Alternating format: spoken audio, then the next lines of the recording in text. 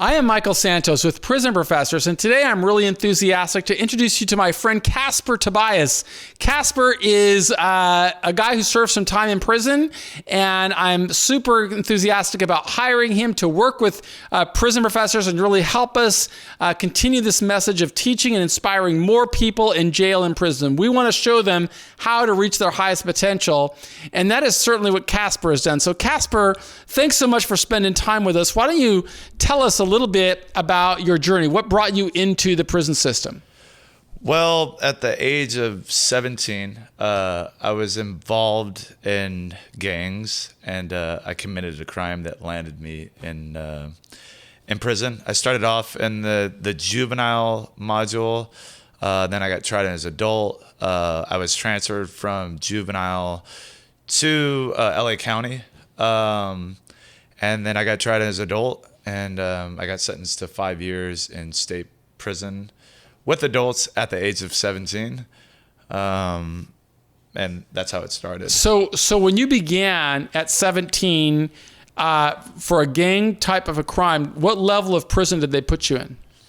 I got sent to CCC, which is actually a fire camp. And if I would have went there and did well, I would have been able to go to fire camp, which would, looking back on it, would have been great. But I ended up going to the level 2 yard at Susanville, getting into trouble, and then eventually went to the 3 yard, which had a lot of lifers, but a lot of lifers that had already been down a long time, so it wasn't as intense. And so when you were serving that 5-year sentence inside of a level 2 or a level 3 prison, what was your expectation about what you would be doing with the rest of your life? In all honesty, at that age, I thought that was it. I thought I was going to be in prison for the rest of my life, especially for the things that I was getting involved in there. And that's what actually drew me away from a life of prison, was the fear of that. Like I imposed this sort of placement on myself and expectations of myself to, I guess, be the best sort of prisoner that you could be.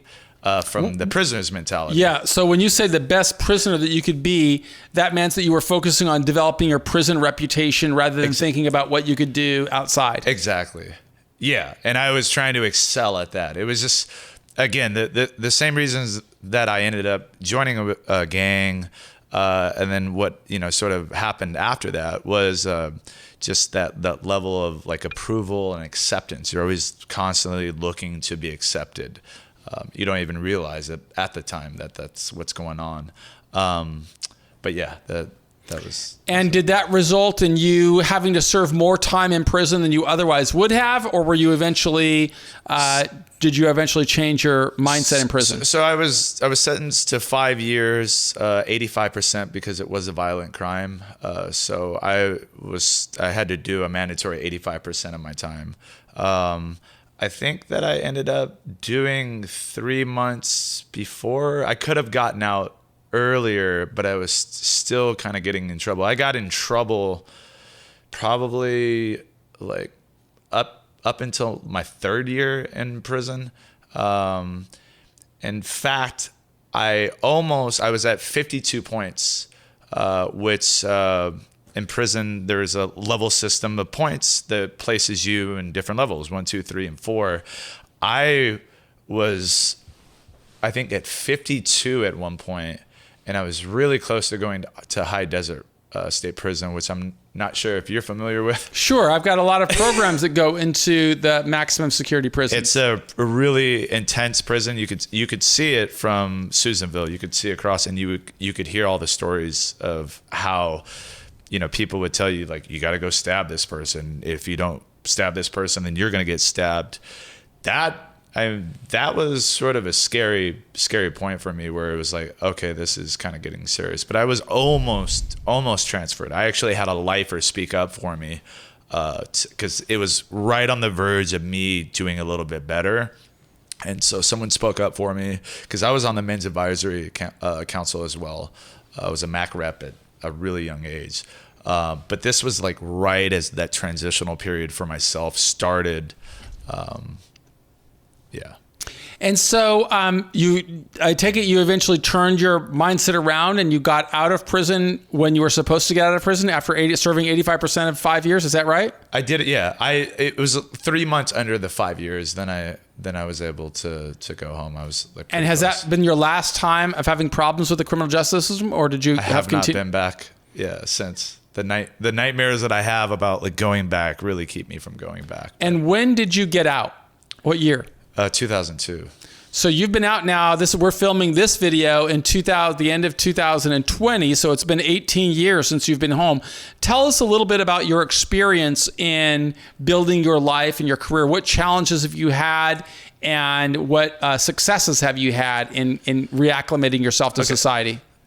Before I do that, I have to mention that a lot of the change, in order for someone to really make it, has to start while they're in prison. And I was fortunate enough to be around key individuals that allowed me to open up my mind and sort of change my perception about a lot of different things. And a lot of the changes started there. You know what I mean? Like going into programs, doing anger management, all these things that weren't sort of imposed by the state or anybody else because you were getting in trouble.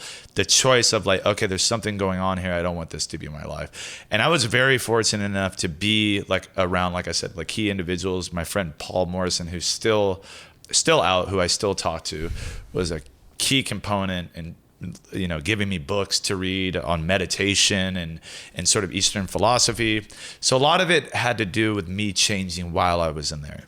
And so I carried that out into, you know, the streets, into the real world. And I still had a lot of struggles because I didn't realize that it goes a little bit deeper than just where you're at in the present moment.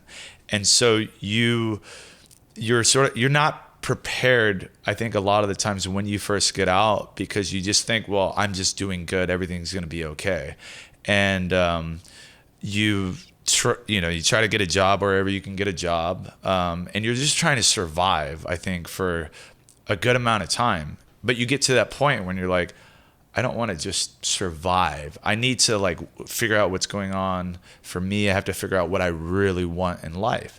And I think, again, a lot of the pressure for a lot of people that get out is they're not thinking about those things. They're just thinking about surviving. They're not trying to thrive. And so I think for me, I went through a lot of struggles trying to figure that out. And fortunately, I had made the decision that I would never go back. And I did. There was certain times when maybe there could have been that possibility that I could have gone back for not keeping a level head, say, with anger issues or dealing with people, the whole respect thing. And all these things were developed and created in there. It wasn't something that was just me. It was, and that's what I was talking about. You have to like sort of like get into you to figure out who you are as a person, and sort of strip those layers away before you can really. When you made that decision to say, I'm not going to go back to prison, you made that while you were in prison. Is that correct? Yes. Did that influence the people with whom you associated while you were in prison, or did you still hang around people that were gang related? And no, when I made that decision, which was a pretty tough decision because you don't know what the outcome is. Because I was around a prison gang, and I was trying to get into a prison gang at one point. Like I said, I was trying to be the model prisoner on the other side of it. And when I came to that conclusion, I actually had a mental breakdown of sorts. And after because I had that fear, because I was doing things that would potentially put me away for the rest of my life. And again, I was creating this like immense, like my back is against the wall, and it created this mental breakdown that I had. And I was like, I don't have to be in here for the rest of my life. And so I went to one of the main guys that was part of the thing that I was affiliated with, and I told him, and I was lucky enough to have someone recognize certain things in me, the potential that I had, and they saw it, that they were like, no, you need to go out. And they were lifers. So I think they were like, if I had another chance, I would get out and I would do well.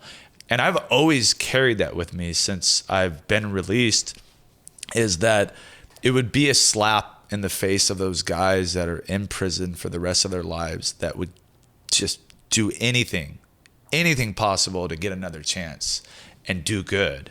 And that's always stuck with me. But yes, I stopped associating with people that had a certain mentality. Like I was connected to someone that turned me on to like books and different kinds of music, like punk rock, that really changed my perspective. And I was like, I just don't want to be a part of this. I don't want to do what these other guys are doing. It's not me. So I'm really glad that you said that, because one of the programs that we teach people to develop in prison is to develop the CEO mindset. And that mindset is saying, if I'm going to succeed, I've got to make that 100% commitment. I can't do it halfway. Or as they say in religious circles, you can't serve two masters. You either have to say, I'm going to be successful when I go home, and the decisions that you make today are going to influence that possibility. And I see that you are one of those guys who made that decision, and it made all of the difference in the world. But we've already been speaking for about 12 minutes, and I'd love to continue going. Why don't I break this video, and we'll come back with phase 2, continuing the story, the inspiring story about Kasper Tobias, who served time in prison as a juvenile in an adult prison, went through some challenges, but eventually got it together. And now he's a successful entrepreneur out here in society. And I'm really grateful that he's working with us at Prison Professors. And you're going to learn how and why and what he's going to be doing for us to help more guys come out of prison successfully in episode 2. So stick around.